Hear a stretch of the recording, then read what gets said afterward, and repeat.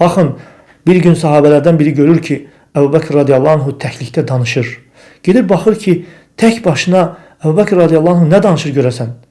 Deyir, dilini tutur. Əbu Bəkr radiyallahu anhu tək bir halda özü heç kim olmayan bir yerdə dilini tutur, nəfsini hesaba çəkir. Deyir ki, həzəl-ləzi əvradənil məvarid.